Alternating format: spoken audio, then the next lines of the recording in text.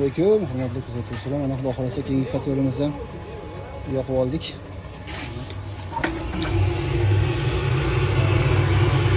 Yana shu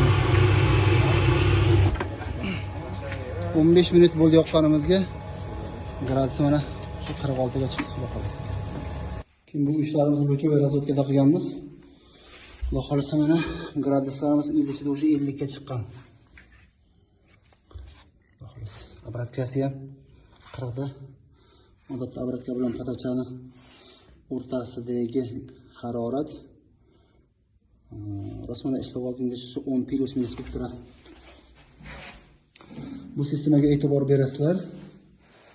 Xo'p, har bitta batareyamiz uchun